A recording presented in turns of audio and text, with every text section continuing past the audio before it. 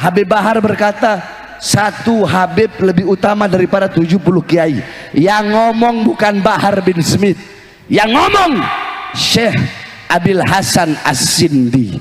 Beliau ditanya, man afdol, siapa yang lebih utama? Bahwasanya qala Syekh Abil Hasan As-Sindi, itu bab baina syarafun nasab wal ilm atau baina syaraful ilm wan nasab. Siapa lebih utama? Orang alim atau seorang syarif? Beliau merendahkan kepalanya ke bumi. Farafa'ah faqala syarifun jahilun. Habib bodoh, kata beliau, lebih utama. Maaf, saya koreksi. Redaksinya nggak seperti ini. Redaksinya itu perbandingannya bukan pakai istilah kiai dengan Habib, tapi memakai istilah orang ajam, ya, alim yang ajam dengan syarif. Nah, kalau syarif jelas, syarif ini dzurriyyah Rasul. Dzurriyyah Rasul itu sebutannya Sayyid Syarif, nggak ada yang lainnya. Nah, kalau orang biasa itu ajam, ya, orang biasa, bukan keturunan Rasul. Atau syarifun wahidun, satu Habib afdal min sab'ina aliman, lebih utama daripada 70 alim, tapi nggak disebut Habib bodoh. Syarifun wahidun. Nah, ini yang berkata Syekh Abil Hasan As-Sindi. Kenapa saya bilang ini harus dikoreksi? Ini bahaya karena pakai istilah kiai. Nah, sedangkan kiai sendiri itu banyak di Indonesia itu yang dzurriyyah Rasul. Ya. Jadi banyak kiai-kiai di Indonesia itu, ya, gus-gus di Indonesia ini yang punya nasab sambung ke baginda Nabi Muhammad sallallahu alaihi wasallam. Waktu saya masih di Habib Bahar sering bilang, belajar sama satu Habib sama ukurannya belajar dengan 70 kiai. 70 kiai. Satu Habib, walaupun Habibnya jahlun, maksudnya bodoh, kata Habib Bahar, itu ukurannya perbandingannya amat 70 kiai yang alim. Syarifun jahilun. Habib bodoh lebih utama daripada orang alim yang mengamalkan ini. Riwayat syarif afdal min sab'i alimin. Satu orang Habib lebih utama, lebih mulia daripada 7 orang yang alim. Berarti kalau kita ngabdinya sama 10 Habib, sama belajar sama berapa 70 kiai? Ratusan, betul? Maka kiai atau gus atau bahkan siapapun, ya, orangnya yang memiliki pertalian nasab ke Rasulullah, maka dia sejatinya adalah seorang Sayyid Syarif. Jadi hati-hati dalam menyampaikan, pilihlah penggunaan bahasa yang baik dan benar. Jangan sampai menimbulkan sesuatu yang multitafsir, apalagi bisa menjadi sebuah provokasi dalam bentuk baru nantinya. Ini bahaya, kasihan umat. Sebenarnya saya sudah bilang kan berkali-kali, saya sudah malas mau ngomongin masalah begini. Tapi ya perlu saya luruskan, kalau yang ngomong bukan saya lagi ngajar baca kitab, dan yang ngomong adalah Syekh Abil Hasan As-Sindi. Itu pun adalah lanjutannya. Ulama lain ditanya tentang itu, tapi saya tidak mau terlalu banyak membahas tentang itu. Wa ikhtalafa al-a'imma ayyuhuma afdal. Qala ba'dul ulama fil mafadila baina syarafil ilmi wa syarafil nasab. Antara mulia, lebih mulia ilmu atau lebih mulia nasab, garis keturunan. Para ulama berbeda pendapat. Para ulama sepakat, maka para ulama menjawab yang kedua. Qalu, para ulama itu berkata, li'annahu dzatiyun. Garis keturunan itu zat. Jadi sekali lagi, kalau kita lihat redaksinya, ya, di situ yang ditanyakan adalah syarif atau ghairu syarif. Jadi jelas, ya, syarif atau selain syarif. Syarif jahil dengan ghairu syarif yang alim, ya, bukan Habib yang bodoh dengan kiai yang alim, bukan, keliru ini. Nggak bisa dirubah, darah daging. Sedangkan yang pertama itu hanyalah anugerah pemberian dari Allah Subhanahu Wa Taala yang satu saat bisa hilang. Dua-duanya mulia, tapi kalau mau dibandingkan mana yang lebih mulia, menurut ulama, bukan menurut anak. Para ulama sepakat. Para ulama berbeda pendapat. Adilu syai', tidak ada sesuatu apapun yang bisa mengunggulinya dan lebih utama dari. Sebagai tambahan catatan, ya, Ibnu Hajar yang saya sebut tadi itu adalah Ibnu Hajar Al-Haytami. Beliau wafat di tahun 974 Hijriah. Kalau dikaitkan dengan istilah Habib, Habib ini pertama kali muncul ya itu di zaman tahun 1072 Hijriah, selisih 98 tahun ya dari wafatnya Ibnu Hajar Al-Haytami. Dan orang yang pertama kali dipanggil Habib, dipanggil dengan Habib adalah beliau Al-Habib Umar bin Abdurrahman Al-Attas. Bahwasanya sekali lagi kami para habaib tidak pernah ada dalam doktrin Thariqah Ba'alawi, oh Habib itu pasti masuk surga, tidak ada. Nah ini kalau di otak-atik, mana mungkin ada seseorang menanyakan suatu hal kepada Ibnu Hajar Al-Haytami, mempertanyakan suatu hal yang belum ada di masanya. Ini nggak mungkin. Itu satu. Kemudian kedua, di situ yang ditanyakan antara Habib dengan Kiai. Kiai ini panggilan ya ulama yang ada di Indonesia. Di Arab sana nggak dipanggil Kiai, nggak ada Kiai. Di Arab sana nggak ada. Di Yaman nggak ada Kiai. Di luar Indonesia nggak ada Kiai. Kiai itu cuma ada di Indonesia, khususnya di tanah Jawa, begitu. Jadi nggak mungkin itu terjadi. Kampungmu kampung Nabi Muhammad, hidupkan dengan adabnya Nabi, ilmunya Nabi, amalnya Nabi, waraknya Nabi, khaufnya Nabi, khasyahnya Nabi, zuhudnya Nabi, qanaahnya Nabi, amar ma'rufnya Nabi, dan nahi mungkarnya Nabi Muhammad sallallahu alaihi wasallam. Makanya kalau pengen mulia pakai ilmu, adab, akhlak. Percuma nasab Rasul tapi bahlul, memalukan, bikin malu. Telah berbicara tentang penyakit hurur yang bisa hadirin sekalian mencelakakan seseorang, yang bisa membuat orang bergabung dan berkumpul bersama syaitan ar-rajim yang bersikap angkuh sombong di hadapan Tuhannya. Ketika Allah menguji dirinya untuk sujud di hadapan Adam, dia mengatakan, ana khairun minhu khalaqtani min nar wa khalaqtahu min tin. Saya lebih baik daripadanya, masa saya harus sujud di hadapannya? Kamu ciptakan saya dari api, sedangkan kamu ciptakan dia dari tanah. Padahal yang menganugerahkan dia kemuliaan tersebut Allah. Seandainya asal usulnya dari api merupakan kemuliaan, yang menganugerahkan Allah, bukan hasil usahanya. Padahal di sini Allah Subhanahu wa taala menguji kepatuhannya sebagaimana Allah menguji Ibrahim ketika diperintahkan untuk meninggalkan istri dan anaknya di padang yang tak bertuan. Ketika Allah perintahkan Ibrahim untuk menyembelih putranya. Ini ujian dari Allah untuk menguji keislaman, kepatuhannya kepada Allah. Seandainya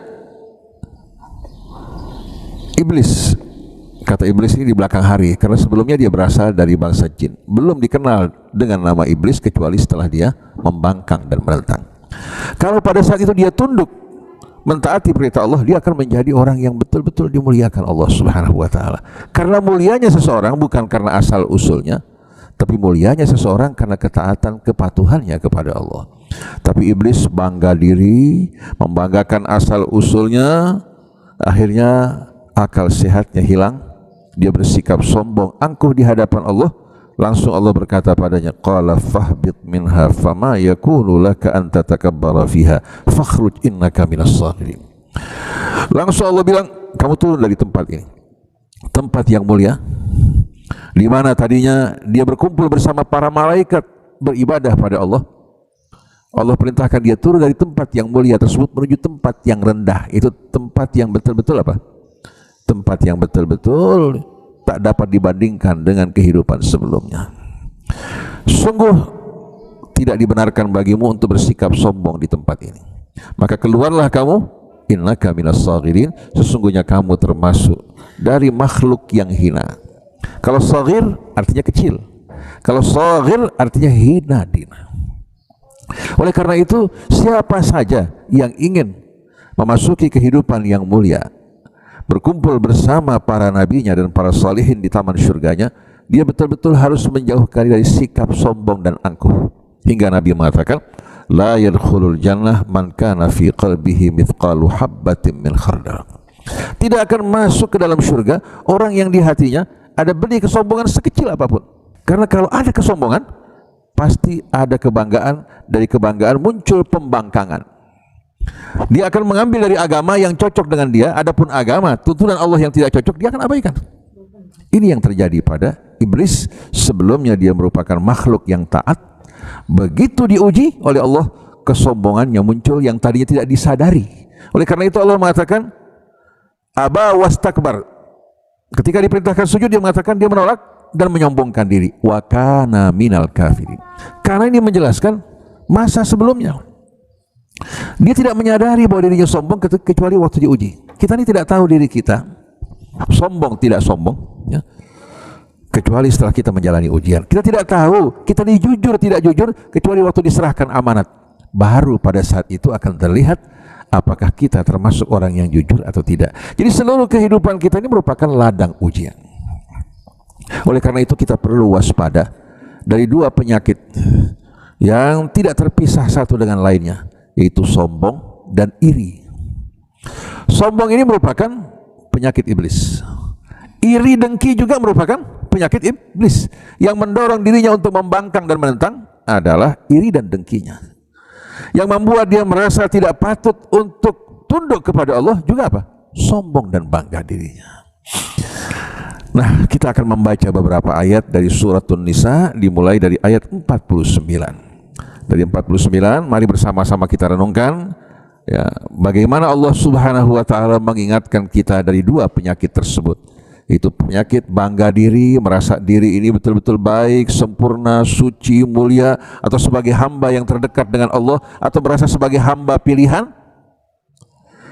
Kemudian di sisi yang lain ya, subhanallah, watak dengki dan iri yang menyelewengkan dan menyimpangkan seorang dari kebenaran. Nah, kita akan baca bersama-sama ayat-ayat yang kita akan pelajari. Mudah-mudahan dapat kita fahami dengan benar, dapat kita betul-betul ambil pelajaran dan jauhkan kita dari sifat-sifat yang berbahaya tersebut. Kita akan baca kembali Al-Fatihah ya. A'udzu billahi minasy syaithanir rajim. Bismillahirrahmanirrahim. Alhamdulillahi Rabbil Alamin. Ar-Rahmanir Rahim. Maliki Yaumiddin. Iyyaka na'budu wa iyyaka nasta'in. Ihdinas siratal mustaqim. Siratal ladzina an'amta 'alaihim ghairil maghdubi 'alaihim waladdallin.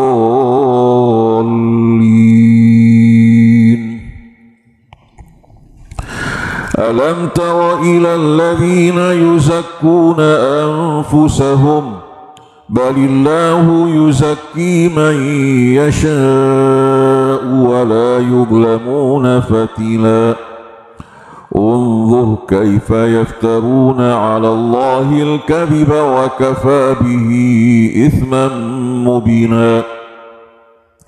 ألم تر إلى الذين أوتوا نصيبا من الكتاب يؤمنون بالجبت والطاغوت ويقولون للذين كفروا هؤلاء أهدى من الذين آمنوا سبيلا. أولئك الذين لعنهم الله ومن يلعن الله فلن تجد له نصيرا. أم لهم نصيب من الملك فإذا لا يؤتون الناس نقيرا.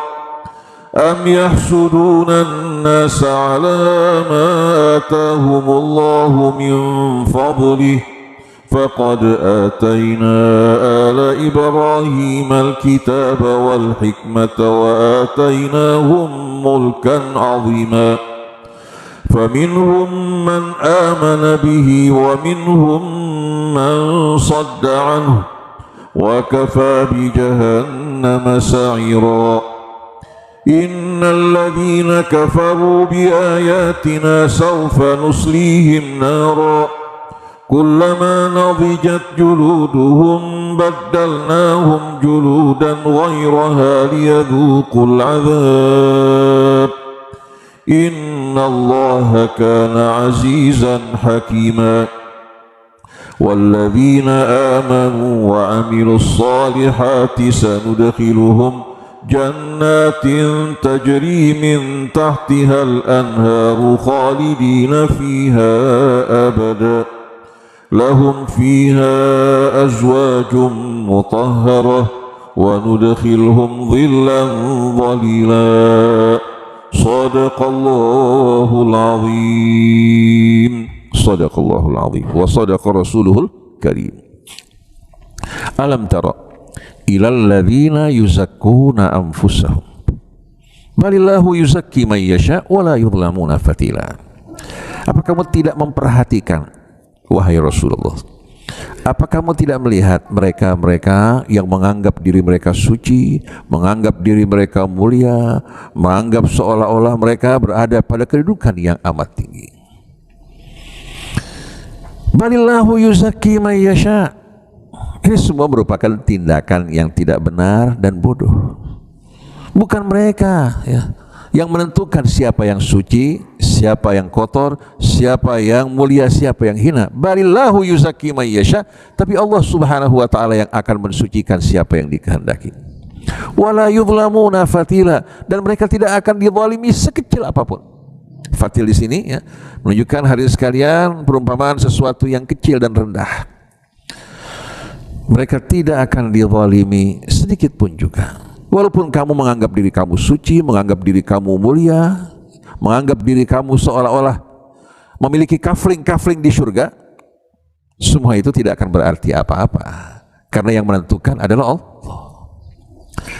Siapa yang dimaksudkan dengan ayat ini pada saat turunnya? Yang dimaksudkan orang-orang Yahudi, orang-orang Nasrani yang beranggapan nahnu abna'ullah wa ahibba'u, seperti dalam suratul Maidah, wa qalatil yahud wan nasara nahnu abna'ullah wa ahibba'u. Orang-orang Yahudi Nasrani mengatakan kami adalah kesayangan Allah dan anak-anaknya. Maksudnya kami anak-anak kesayangan Allah.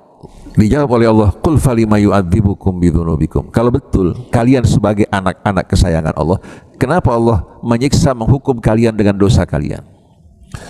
Allah Subhanahu wa taala menghukum orang-orang Yahudi dan Nasrani yang ingkar dengan banyak hukuman. Di antaranya Allah kutuk mereka menjadi monyet yang hina. Betul tidak? Mereka diperbudak oleh Fir'aun dan dianiaya. Kalau bukan pertolongan Allah Subhanahu wa taala, niscaya mereka akan tetap dalam kehinaan. Kemudian mereka diserbu oleh pasukan Nebukadnezar dari Babilonia yang menghancurkan mereka. Mereka juga diserbu oleh Alexander Al-Makedonia. Mereka disiksa, dianiaya juga pada masa Raja Romawi Titus pada tahun 70 Masehi. Mereka terus berkali-kali mengalami kehinaan setiap mereka ingkar. Kalau betul-betul kalian anak kesayangan Allah, kenapa Allah menyiksa kalian dengan dosa kalian? Bal antum basyarum mimman khalaq. Kalian gak ada bedanya dengan manusia yang lain yang diciptakan Allah. Kemuliaan kalian tergantung syukur kalian dan ketaatan kalian, bukan karena nasab kalian.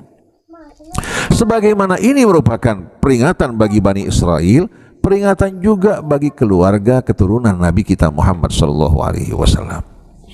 Jangan orang-orang yang merasa dirinya sebagai seorang Habib atau dia berasal dari keturunan Nabi, ya, dari pihak wanita syarifah mulia karena nasabnya. Kalau dia bersikap angkuh sombong, menganggap dirinya suci dan mulia, maka ini yang akan menjatuhkan dirinya sebagaimana yang menjatuhkan Bani Israel. Kalau mereka merasa aman dari azab Allah, orang-orang Yahudi Nasrani juga mengatakan hal yang sama. Wa qalu lan tamassana an-naru illa ayyaman ma'dudat. Mereka bilang sekali-kali kami tidak akan terbakar oleh api neraka kecuali hanya beberapa hari saja. Ini angan-angan mereka. Sedangkan Nabi, keluarga Nabinya, sahabat Nabinya dulu orang yang betul-betul penuh rasa khawatir dan takut, orang yang terdepan dalam beramal, orang yang paling bersyukur terhadap nikmat Allah Subhanahu wa taala, dan mereka mendidik anak keluarga mereka untuk betul-betul bersikap tawadhu dan merendahkan diri. Ini kemuliaan mereka. Jadi bukan nasab yang mengangkat mereka, tapi apa? Iman ketakwaan mereka yang membuat nasab mereka menjadi mulia. Dulu sebelum Islam bangsa Arab bagaimana? tenggelam dalam kejahiliaan. Betul tak?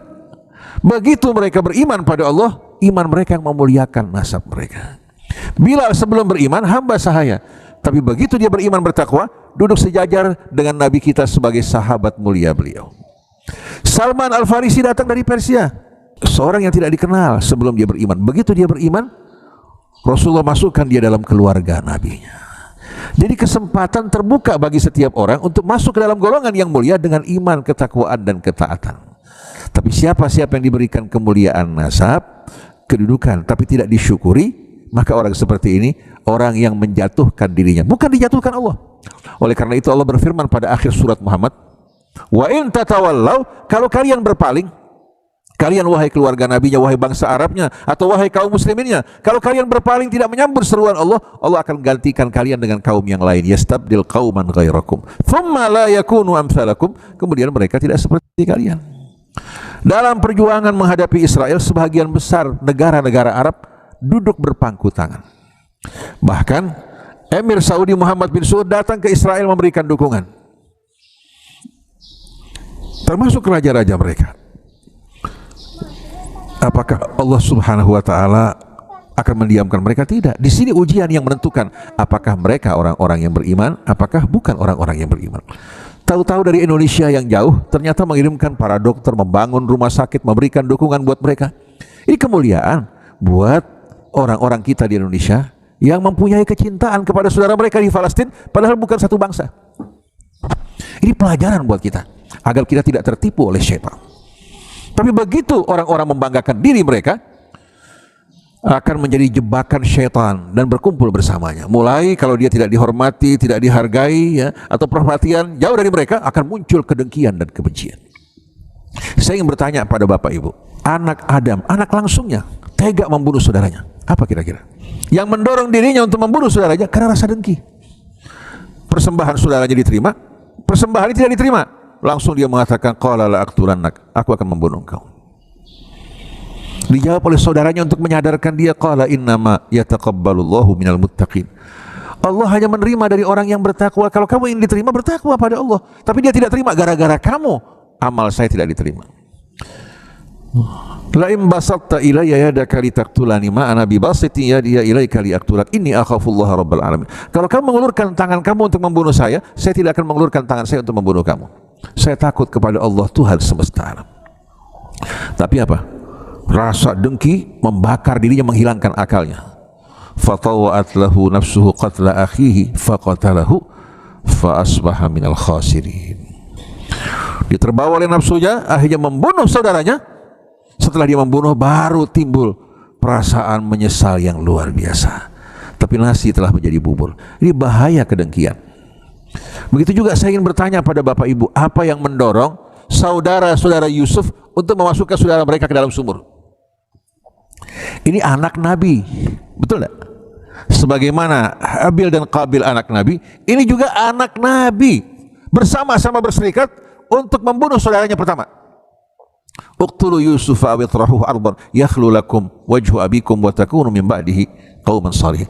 Kalian bunuh Yusuf agar bapak kalian hanya perhatian terhadap kalian, menyayangi kalian dengan hilangnya Yusuf, atau kalian buang jauh-jauh di muka bumi hingga ayah kalian tidak lagi melihat Yusuf. Setelah itu kalian bertaubat jadi orang baik. Artinya mereka tahu ini perbuatan salah. Bayangkan anak-anak Nabi terbakar oleh kedengkian, tega untuk membunuh saudaranya. Betul tidak? Yang mereka inginkan agar perhatian bapak mereka penuh kepada mereka. Padahal waktu mereka kecil dulu, ayahnya juga sama peduli terhadap mereka. Sekarang adik mereka yang kecil beda dong dengan kalian yang sudah dewasa dan mandiri. Ini anak yang masih kecil. Sebagaimana dulu ayah kalian memperlakukan kalian dengan mulia, memberikan perhatian bagi anaknya yang masih kecil, bukan berarti sekarang ini dia tidak lagi mencintai kalian. Tapi apa? Orang tua sekarang melihat anaknya yang kecil yang tidak mandiri. Jadi kita lihat bagaimana kedengkian ini luar biasa membakar seseorang. Oleh karena itu Allah ingatkan, inna syaitana lakum aduun fattakhidhuhu aduwa innama yad'u hizbahu liyakunu min ashabis sa'ir. Syaitan ini musuh kalian, jadikan dia sebagai musuh, jangan jadikan teman. Dia mengajak kalian supaya masuk dalam rombongannya menjadi penghuni api neraka sa'ir, bukan niat baik. Dia ngajak kita supaya ikut bersama dia menjadi teman dia dalam api neraka. Nanti begitu kita salahkan mereka, syaitan mengatakan apa? Dulu saya mengajak kalian, kalian ikut. Padahal Tuhan kalian mengajak kalian dan dia menepati janjinya, kalian abaikan. Jangan salahkan saya nggak mampu menolong kalian, kalian juga nggak mampu menolong saya. Jadi kalau kita lihat luar biasa hari ini sekalian, bahaya kesombongan dan kedengkian. Yang menyebabkan orang-orang Yahudi, ya, Nasrani menolak Nabi kita Muhammad SAW apa? Kedengkian. Mereka beranggapan kenabian seharusnya ada pada Bani Israel, tetap pindah kepada Bani Ismail. Kharajatin nubuwwatu min Bani Israel ila Bani Ismail. Kenabian pindah dari Bani Israel kepada Bani Ismail. Padahal mereka saksikan bukti-bukti kenabiannya. Bahkan mereka dulu yang menyebarkan, tapi karena datang dengan sesuatu yang tidak sesuai dengan mereka, mereka tolak. Abu Jahal, Abu Sufyan, dan lain-lainnya menolak Nabi karena apa? Apa karena tidak benar? Tidak. Mereka bersaksi akan kebenaran Nabi. Bahkan mereka sembunyi-sembunyi mendengarkan Nabi membacakan Al-Quran sampai air mata berlinang-linang. Begitu ketemu Abu Jahal dengan Abu Sufyan, Abu Jahal bertanya, "Min aina aqbalta ya Abu Sufyan?" Dari mana kamu datang? Dijawab, "Min haitsu aqbalta minhu ya Abul Hakam." Dari tempat kamu datang. Mata mereka berlinang. Akhirnya Abu Sufyan bilang, "Kenapa kamu tidak beriman kepadanya?" Dijawab oleh Abu Jahal, "Mentang-mentang dia saudara sepupu kamu.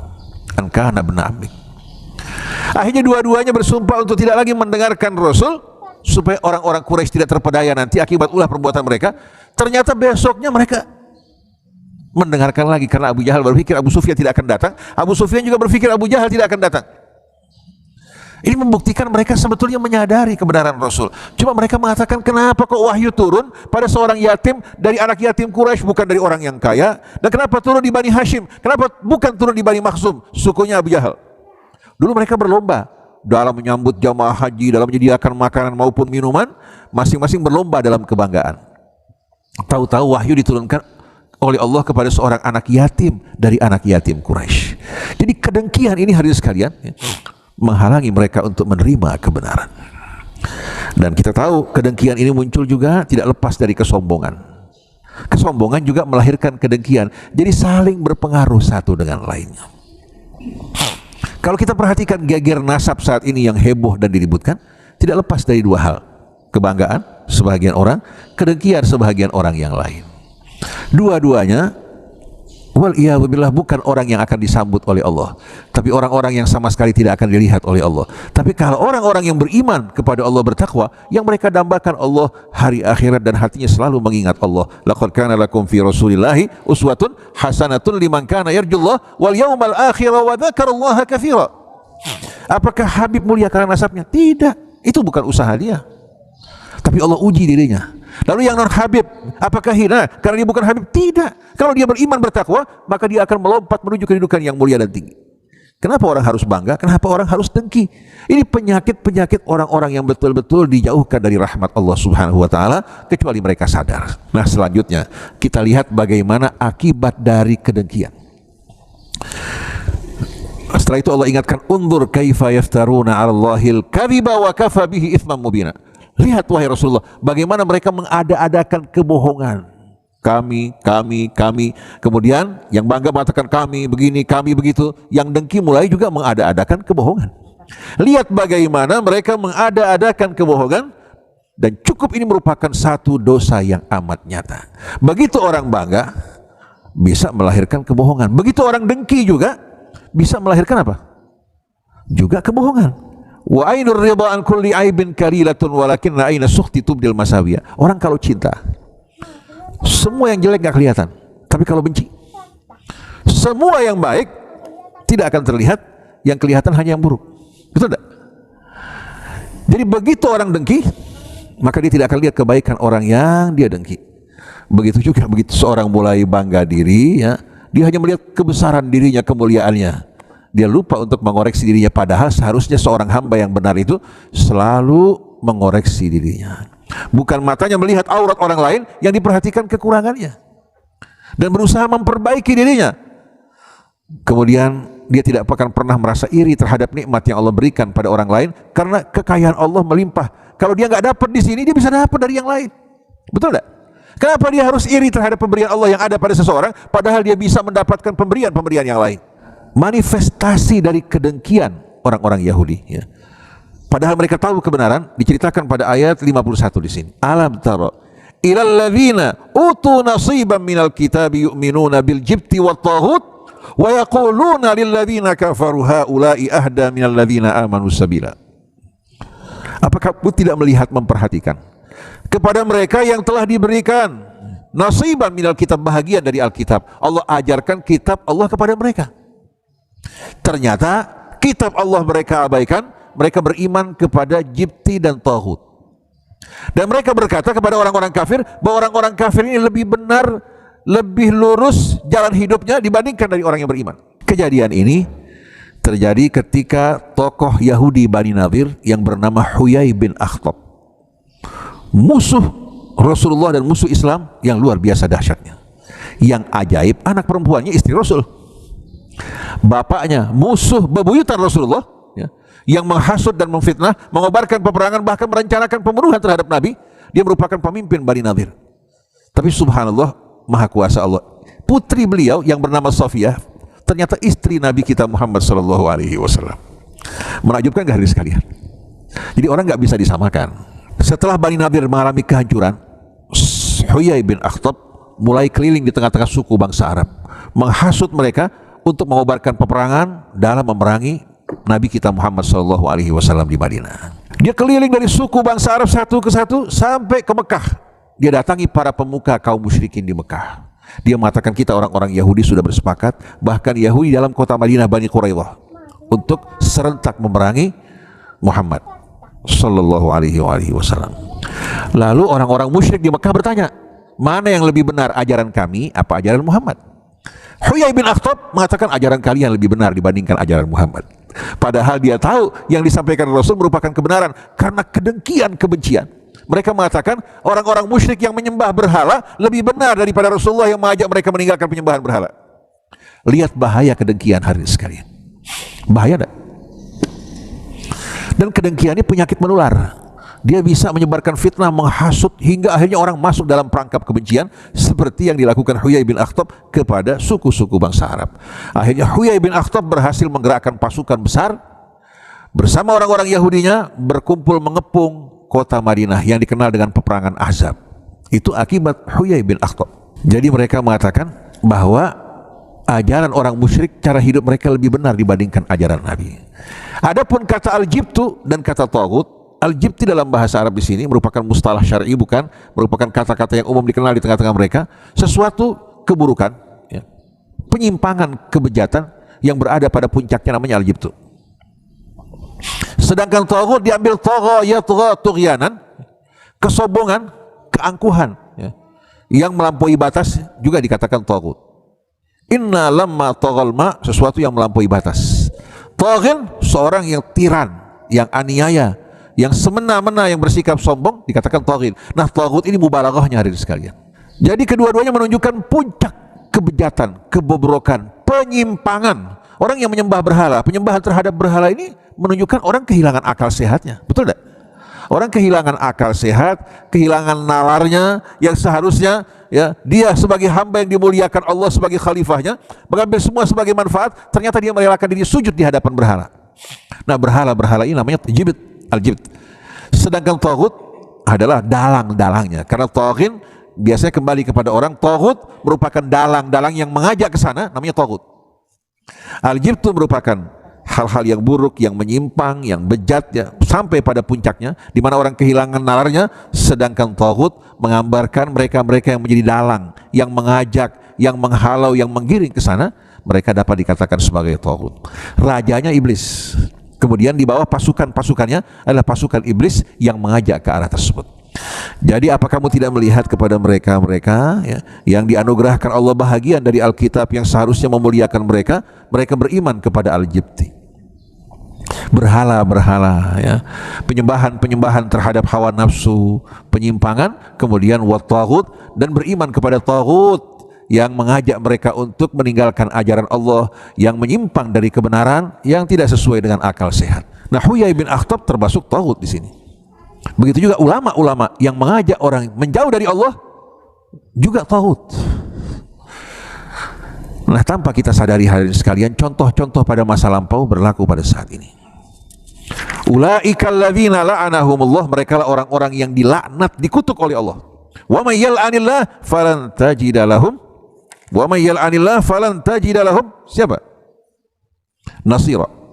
Wa may yal'anillah falan tajida lahu nasira. Mereka lah orang-orang yang dilaknat, dikutuk oleh Allah.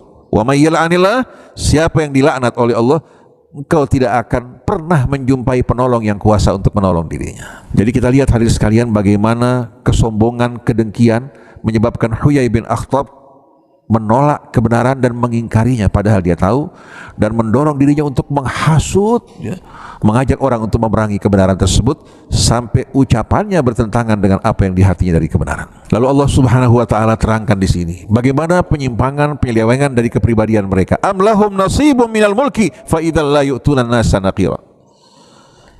Apakah mereka memiliki bahagian dari kekuasaan? Artinya mereka memiliki sebahagian kekuasaan. Kalau seandainya mereka memiliki kekuasaan, fa idzal la yu'tuna an-nasa naqira, mereka tidak akan sedikit pun memberikan bahagian dari apa yang Allah berikan kepada mereka, sekecil apapun kepada manusia. Mereka akan monopoli semua itu untuk mereka. Kekuasaan yang dipergunakan untuk membangun diri mereka, kemuliaan mereka di atas penderitaan rakyat. Nakir dalam bahasa Arab, kalau kita lihat korma, ada biji yang lubang pada bijinya, itu namanya nakir. Nukrah, lubang yang ada pada biji, ya, itu namanya nakir. Kan nggak ada harganya. Bijinya saja hadirin sekalian, ya, tidak terlalu berharga, apalagi lubang pada biji kurma. Artinya di saat mereka diberikan kekuasaan, orang-orang yang sombong ini, orang-orang yang punya kedengkian, mereka hanya peduli terhadap diri mereka, tidak peduli terhadap rakyat. Bahkan rakyat susah pun mereka ingin ambil dari mereka.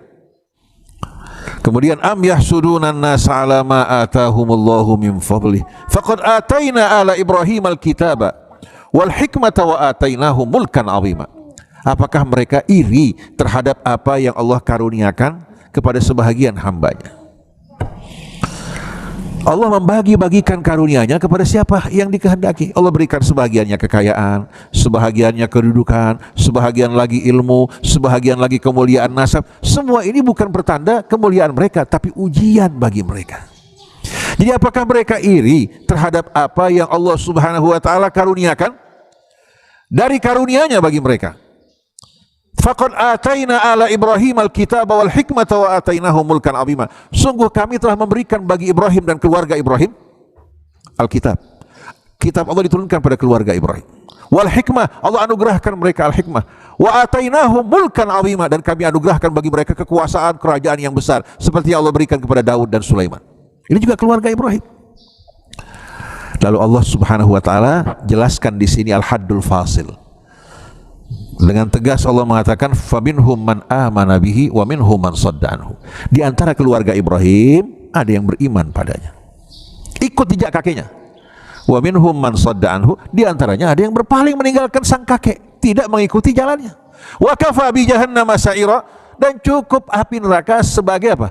Api neraka jahanam sebagai tempat yang akan menjadi kediamannya, tempat yang menyala-nyala membara-bara, sebagai tempat bagi yang ingkar dan berpaling, walaupun keluarga Ibrahim. Begitu juga walaupun keluarga Nabi kita Muhammad sallallahu alaihi wasallam. Faminhum man amana bihi wa minhum man sadda anhu. Di antaranya ada yang beriman kepada Ibrahim, mengikuti jejak langkahnya, di antara mereka ada yang berpaling. Wa kafa bi jahannam sa'ira, cukup api neraka jahanam sebagai tempat yang akan didiami yang terus menyala-nyala membakar dirinya. Kalau begini hadirin sekalian, perlu nggak orang iri? Setiap kemuliaan diberikan, maka tanggung jawabnya lebih besar.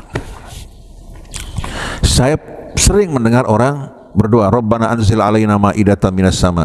Ya Allah, anugerahkan bagi kami hidangan dari langit. Saya paling nggak mau baca doa ini. Kenapa? Allah setelah itu mengatakan, qala inni munazziluha alaikum faman yakfur ba'du minkum fa inni u'adzibuhu adzaban la u'adzibuhu ahadan minal alamin. Allah menjawab permintaan Hawariyin melalui Isa. Allah mengatakan, saya akan turunkan bagi kalian apa yang kalian minta. Tapi barang siapa yang ingkar setelah ini, saya akan menyiksa dirinya dengan siksaan yang tidak pernah aku berikan kepada seorang pun fil alamin, di tengah alam semesta. Mengerikan tak? Jadi kalau seandainya seorang mendapatkan kemuliaan ilmu, diberikan kemuliaan nasab, tapi dia tidak bersyukur dan mengamalkan ilmunya, bayangkan betapa mengerikannya keadaan tersebut. Sedangkan seorang awam biasa, ya, katakan orang Indonesia dari Semplak, dari Jelebut, atau katakan dari wilayah pedalaman yang jauh, begitu mendengarkan ayat Allah, mengikuti petunjuk dan taat pada Allah, Allah akan angkat dirinya menuju kemuliaan yang tinggi. Kira-kira perlu nggak seorang dengki? Pantas nggak seorang membanggakan dirinya? Oleh karena itu, kedengkian dan kebanggaan diri perangkap syaitan yang paling mengerikan. Ini yang melahirkan akhirnya geger nasab. Ustadz Imaduddin tadinya sebetulnya anggota FPI. Sebelumnya dalam ceramah beliau, siapa-siapa yang membenci dzurriyyat Rasul, kalau bukan anak zina adalah orang munafik, ada ceramah beliau. Nggak tahu ada apa yang membuat dia marah, sakit hati, sampai akhirnya keluar pernyataan-pernyataan yang mengerikan. Dia masuk dalam perangkap setan. Habib-habib juga yang suka bangga diri masuk juga dalam perangkap setan. Nanti mereka-mereka yang sombong dari habaibnya, yang bangga diri tapi nggak mengikuti jalan Rasul, bersama orang-orang yang dengki, kalau mereka tidak bertaubat, ya dikumpulkan bersama setan. Tapi kalau orang yang beriman dan taat pada Allah, mereka sama sekali tidak akan memperdulikan hal semacam ini. Hatinya betul-betul tertuju pada Allah Subhanahu wa taala, mengharapkan ridha Allah, tidak tertipu dengan apa yang Allah berikan padanya, tidak akan dengki dengan kelebihan yang Allah berikan buat orang lain, karena semuanya sedang diuji. Jadi jangan kita langsung memberikan ponten nilai buat diri kita. Zaman dulu ponten kan, sekarang nggak dipakai lagi ponten. Ponten berapa? Jangan kita ini kadang-kadang memberikan nilai ponten buat diri kita ketinggian. Saya ingat ketika saya di Mesir, saya punya teman sekolah di Universitas Al-Azhar, jurusan sejarah dan kebudayaan. Begitu pulang dari kuliah, selesai ujian, langsung materi ujiannya diberikan nilai 10 sama dia. Diberikan nilai 10. Besok ujian lagi, ya, dia pulang, materi yang baru diuji diberikan lagi nilai 10 sama dia. Semua nilainya tinggi. Begitu selesai ujian, ternyata sebagian besar materinya nggak lulus. Yang lulus cuma berapa? Cuma 2 hadirin sekalian. Jadi kalau seorang terlalu tinggi menilai dirinya, akhirnya seperti orang yang terapung di awang-awang, begitu jatuhnya mengerikan. Maka jangan pernah kita bangga sombong dengan sesuatu yang Allah berikan yang seharusnya kita syukuri. Jadi hadirin sekalian, ini pelajaran yang Allah berikan kepada kita dari mulai anak Adam dulu, ya, sampai kepada orang Yahudi Nasrani, sampai kisah pada saat ini. Oleh karena itu, mari sama-sama Ustadz Imaduddinnya, para habaib duduk sama-sama. Apa sebetulnya yang kalian ributkan sekarang? Mendingan perbaiki bangsa kita, perbaiki juga pendidikan kita. Mari kita hiasi diri kita dengan akhlak yang mulia. Habibnya tahu diri, kemudian juga Imaduddin bersama rekan-rekannya juga, mereka mawas diri kembali pada Allah. Ini jalan yang paling utama. Saya nggak suka meladeni hadirin sekalian keributan-keributan semacam ini yang hanya akan membuat hati kita membusuk. Tapi kita ingin menyibukkan diri kita, membuat hati kita ini penuh dengan kecintaan kepada Allah, kecintaan kepada hamba Allah, dan meninggalkan manfaat dengan kehidupan kita di tengah-tengah manusia. Nah, sebagai penutup, kita bacakan beberapa ayat berikutnya sebagai penutupan secara singkat. Innal ladzina kafaru bi ayatina. Sesungguhnya orang-orang yang ingkar kepada ayat kami, disebabkan karena kesombongan maupun rasa dengki. Sesungguhnya orang-orang yang ingkar kepada ayat kami, saufa nuslihim naro, kami akan memasukkan mereka ke dalam api neraka, berdiam di dalamnya. Kullama nabijat juluduhum baddalnahum juludan ghairaha. Tiap kali kulit mereka matang, kami akan gantikan dengan kulit yang baru. Liyadzuqul adab, agar terus-menerus mereka merasakan adab Allah. Orang hadirin sekalian, kalau disuntik, rasa sakit itu akan terasa pada saat masuk ke bawah kulit. Tapi kalau sudah ke dalam, sakitnya berkurang. Karena syaraf-syaraf sakit berada di bawah kulit ini. Jadi kalau seandainya kulitnya terbakar, matang, digantikan dengan kulit yang baru, kira-kira penderitaannya semakin berat enggak? Dia langsung mengirimkan derita menuju hadirin sekalian ke pusat rasa sakit kita. Ini yang akan dirasakan oleh orang-orang yang ingkar kepada ayat Allah. Kemudian, innallaha kana azizan hakimah. Sungguh Allah maha perkasa lagi maha bijaksana. Tidak ada satupun yang mampu untuk melawan Allah, tapi Allah juga tidak akan pernah berbuat semena-mena. Tapi sebaliknya, walladzina amanu wa amilus shalihat, orang-orang yang beriman dan beramal soleh, sanudkhiluhum jannatin tajri min tahtihal anharu khalidina fiha abada. Kami akan masukkan mereka ke dalam surga yang mengalir di bawahnya sungai-sungai yang bermacam-macam. Khalidina fiha abada, kekal di dalamnya untuk selama-lamanya. Lahum fiha azwajum mutahharah. Allah sediakan bagi mereka pasangan-pasangan yang mutahharah, disucikan. bukan yang pernah dijamah, yang pernah disentuh, ya, yang bergelimangan noda, tapi pasangan yang disucikan. Karena wanita-wanita syurgawi nanti, ya, adalah wanita-wanita beriman kepada Allah, ya, yang didaur ulang, tidak seperti sebelumnya. Kalau kita sekarang di dunia, tubuh kita penuh dengan kotoran, mengeluarkan juga bau yang tidak sedap. Di hari akhir nanti ketika orang dibangkitkan, pria dan wanitanya, wanitanya akan betul-betul apa? Diciptakan ulang, berbeda dengan sebelumnya. Inna ansha'nahunna insya'a faja'alnahunna abkara uruban. Kami akan ciptakan ulang mereka kembali, kami jadikan mereka semua usianya sebaya dan betul-betul memiliki pesona, daya pikat yang luar biasa. Begitu juga laki-lakinya juga apa? Mereka akan diciptakan ulang kembali. Wanita yang suaminya beriman, dia beriman, dikumpulkan bersama-sama. Tapi kalau dia beriman, suaminya tidak, Allah gantikan dengan suami yang lain. Begitu juga pria yang beriman, istrinya tidak beriman, mereka akan dipisahkan. Dan ketahuilah, bidadari surga sebetulnya wanita-wanita yang beriman, yang akan hari sekalian mendapatkan kedudukan yang mulia di sisi Allah Subhanahu wa Ta'ala. Kira-kira ibu-ibu mau jadi bidadari nggak ibu sekalian? Bapak-bapaknya insya Allah jadi bidadari juga semuanya, mudah-mudahan yang soleh. Jadi sebetulnya ada orang wanita bilang, enak dong laki-laki dapat bidadari. Kita sebetulnya Allah akan memasangkan mereka dengan penuh keadilan, akan memasangkan mereka dengan pasangan-pasangan yang akan membahagiakan mereka. Tidak lagi ada kecemburuan, tidak lagi ada kedengkian. Yang membuat hidup tidak bahagia itu perasaan dengki, kebencian, betul tidak? Maka biasakan sebelum masuk ke surga dari sekarang ibu sekalian, bahwa bersihkan kebencian, kedengkian dan permusuhan, taburkan rahmat di tengah-tengah manusia. Kita walaupun tinggal di gubuk sempit-sempitan bersama keluarga kita, kalau hati kita penuh dengan rahmat, hidup kita bahagia. Ada yang tinggal di istana tapi hatinya dikuasai kebencian, permusuhan, apa nikmatnya? Nah, di sini kita lihat Allah tambahkan lahum fiha azwajum mutahhara. Bagi mereka Allah sediakan pasangan yang disucikan. Wa nudkhiluhum dhillan dhalila, kami masukkan mereka di bawah naungan yang teduh yang akan menaungi mereka. Sebagai penutup dari dua ayat ini, orang kafir ketika dimasukkan ke neraka Allah menggunakan saufa. Tapi orang yang beriman menggunakan sin, sanudkhiluhum. Kalau saufa itu menunjukkan apa? Waktu yang lama. Kalau sanudkhiluhum menunjukkan spontan dan langsung. Kenapa? Orang-orang yang ingkar dikasih kesempatan sama Allah untuk taubat. Kesempatan untuk taubat kembali pada Allah. Sedangkan orang yang beriman, Allah segerakan mereka masuk ke dalam surga dengan rahmatnya dan kasih sayangnya. Perbedaan uslub di sini menunjukkan betapa besar rahmat Allah yang memberikan kesempatan. Orang ingkar, orang durhaka, orang berbuat kemaksiatan, Allah kasih kesempatan. Oleh karena itu kita ingin di tengah-tengah fitnah yang sedang berkobar, yang membakar sebahagian orang, sampai muncul pernyataan-pernyataan yang tidak waras dari dua belah pihak, ya, baik kalangan habaibnya maupun non habaibnya. Mau kemana kita pergi? Mau dibawa kemana kita pada akhirnya? Sibukkan diri kita dengan hal-hal yang bermanfaat. Oleh karena itu kita harapkan mudah-mudahan baik Ustadz Imaluddinnya, ya, Allah berikan kesadaran ke lapangan untuk tidak berkiprah dalam hal-hal yang sia-sia merugikan dirinya. Para habaibnya juga dapat bertawadhu, mengenal diri mereka bahwa nasab yang mulia ini merupakan tanggung jawab seharusnya membuat mereka lebih baik daripada orang lain.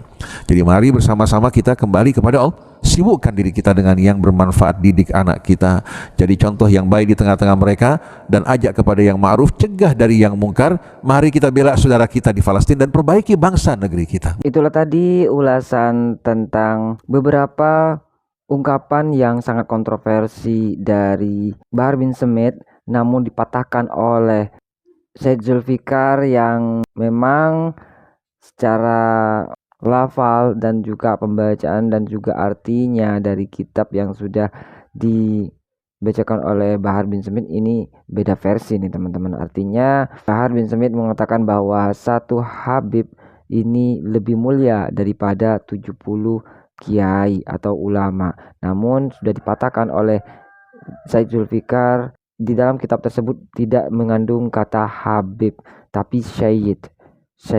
Jadi kalau misalnya salah mengartikan atau menjabarkan dalam sebuah kitab, maka akan berubah versi dan juga akan berubah pemahamannya. Nah, jadi seperti itu teman-teman ya. Jadi memang harus hati-hati, makanya penting kita mengenali atau penting kita mengetahui ilmu nahwu sharaf agar tidak beda pengertian dalam memaknai kitab. Ketahuan kan dimana yang memang paham betul mengartikan sebuah kitab atau tidak. Serta tadi nih teman-teman ya, ada syahid atau ulama yang sangat luar biasa memberikan sebuah petuah, memberikan pencerahan kepada kita agar kita selalu menjaga ukhuwah Islamiyah serta menjalankan ibadah-ibadah sesuai syariat. Bagaimana menurut pendapat teman-teman semua? Silahkan lanjut di kolom komentar. Terima kasih sudah mengikuti channel ini. Kita jumpa lagi. Sampai jumpa. Assalamualaikum warahmatullahi wabarakatuh.